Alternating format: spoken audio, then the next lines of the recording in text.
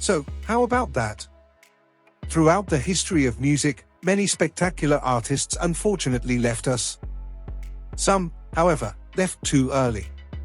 But of all the fantastic singers who have been in this world, one of the ones who shook the planet with his departure and who is even considered by many as simply the greatest rapper of all time is none other than the legendary Tupac.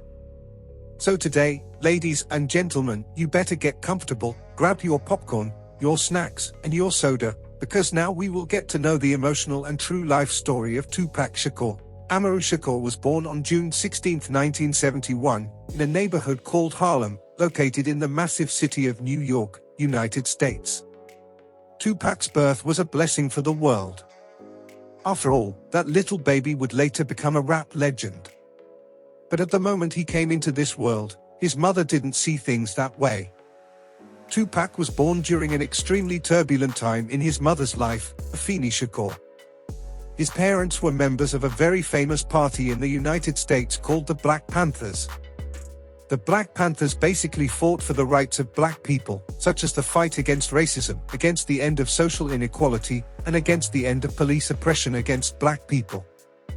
In other words, for many, including Tupac himself, the Black Panthers were a revolutionary party and very important for the black community. However, Tupac, just 3 months after his mother was acquitted of more than 150 charges of conspiracy against the US government, a curiosity is that when he was born, Tupac's mother gave him a different name. She did this because she feared that her enemies might attack her baby. So, she tried to disguise her son's identity. However, some time later, she finally changed her son's name to Tupac. After she separated from her husband and married Tupac's stepfather, Notorious Shakur, who was a drug dealer and one of the FBI's 10 most wanted men. Tupac had a younger sister named Sekiwa and an older half-brother named Mopreme. In fact, his half-brother also became a rapper and even appeared in many of Tupac's music videos.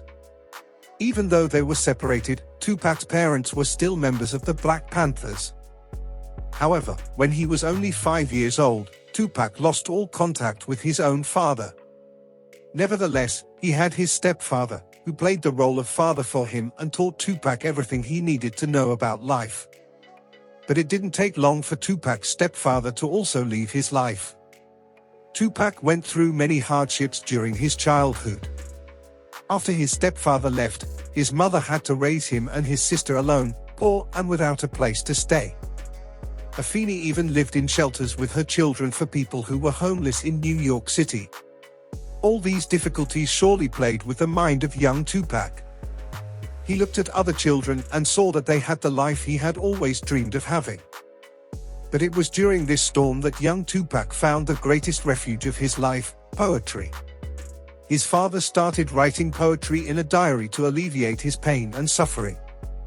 As if having a tough life full of poverty wasn't enough, he also suffered bullying because of his appearance, his name, which was quite different, and for not having cool clothes like other kids in the 80s.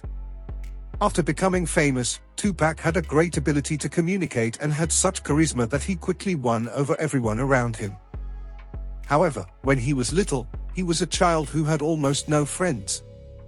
At the age of 12, he found the second passion of his life, theater.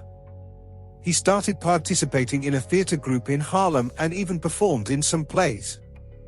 With the arrival of 1974, he moved with his family to Baltimore, a city in the state of Maryland.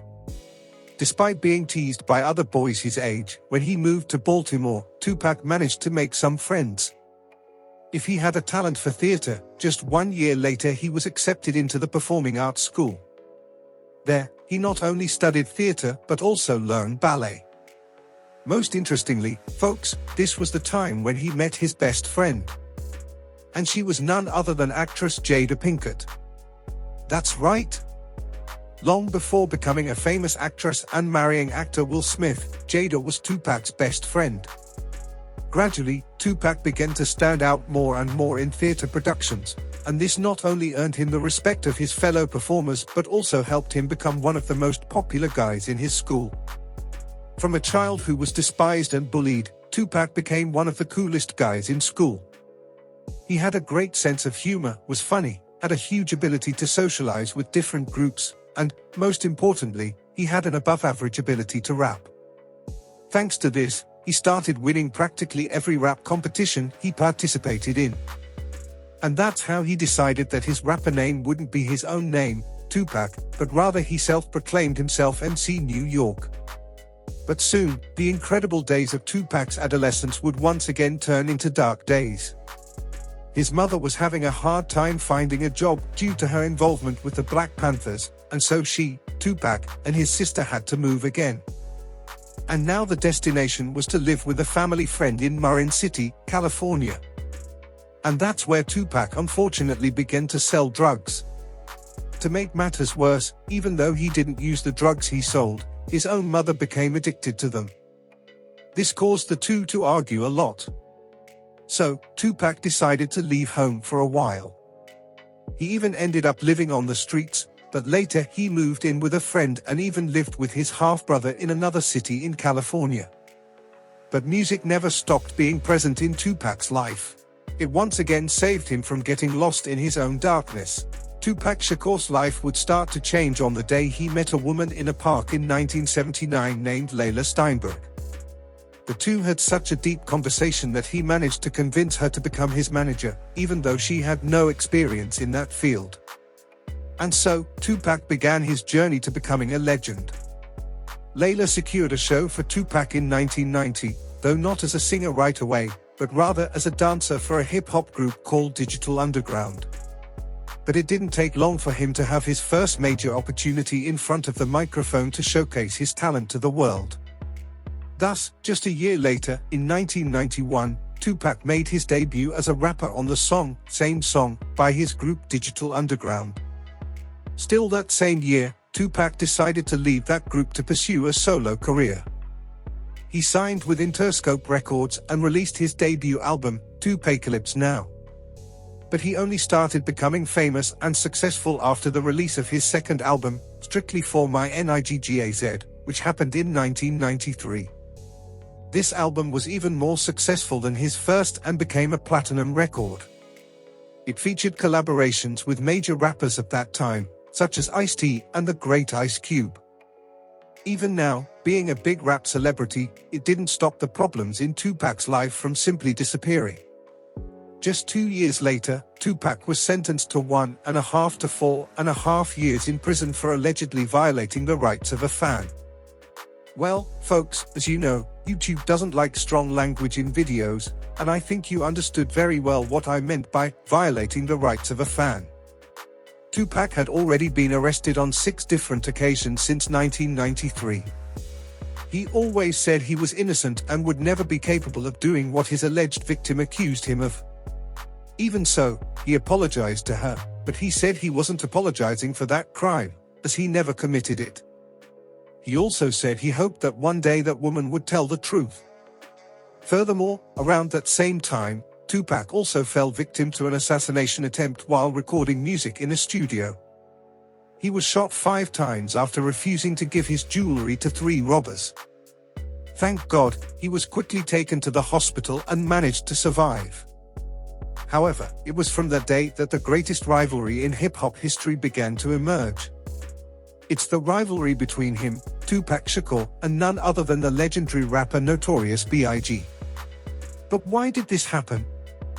It stems from the night Tupac was shot.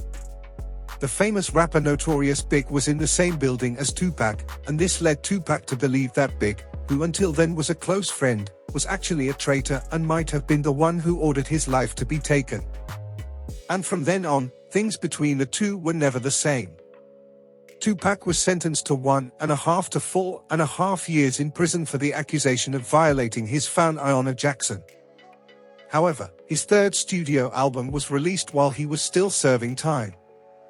This album was called Me Against the World, and was again a great success. When he had served 11 months in prison, Tupac received an offer from the president of Death Row Records, the controversial Suge Knight. He offered to pay Tupac's bail to get him released, but in return, Tupac had to agree to record 3 solo albums under the Death Row label. Without thinking twice, Tupac accepted the offer. And as soon as he got out of prison, one of the first things he did was record a song dedicated solely to attacking his new and biggest enemy. In other words, Tupac created the famous diss track for Notorious B.I.G, called Hit 'Em Up. Tupac simply rose from the ashes. After his prison release, while his enemies hoped for his downfall, he worked in silence. Right at the beginning of 1996, he brought his fourth album into the world, which achieved phenomenal success. The album, All Eyes on Me, was a major milestone in his career. Besides being a rapper, Tupac had also starred in many movies by that point. It was undeniable that Tupac was at the peak of his career. Even after being arrested and involved in many controversies, his popularity continued to grow. But it was during his prime as an artist that Tupac Shakur would tragically leave this world. On September 7, 1996, Tupac went to watch a boxing match of his friend Mike Tyson in Las Vegas. However, after leaving the match, he was shot once again while waiting at a red light. Unlike the first attempt on his life, this time Tupac Shakur unfortunately didn't survive. He suffered 4 gunshot wounds and was still taken to the hospital alive. However, despite his improving condition, he passed away a few days later. At the time of this world-shaking event that brought tears to the eyes of Tupac Shakur's fans, many claimed that one of those responsible for his death might have been his rival, Notorious B.I.G. However, Biggie vehemently denied these accusations and even managed to prove that at the time Tupac was killed, he was working in his studio. On the other hand, there are also those who say that it could have been Tupac's friend, Suge Knight, who ordered his life to be taken. After all, the two were having some disagreements at that time. Tupac Shakur left this world on September 13, 1996. At the time, he was only 25 years old. At just 25, he was already the most famous rapper and considered the best in the world. Just imagine how many monumental things he would have accomplished if he had continued to live. Tupac left many unfinished songs before his death, to the extent that he had a whopping 8 posthumous albums released. Interestingly, one of these albums was produced by none other than rapper Eminem. Some say Tupac Shakur might still be alive, while others believe he truly departed on that cold night in 1996. And what's the truth? The truth is that Tupac Shakur unfortunately left us too soon, his life brutally interrupted.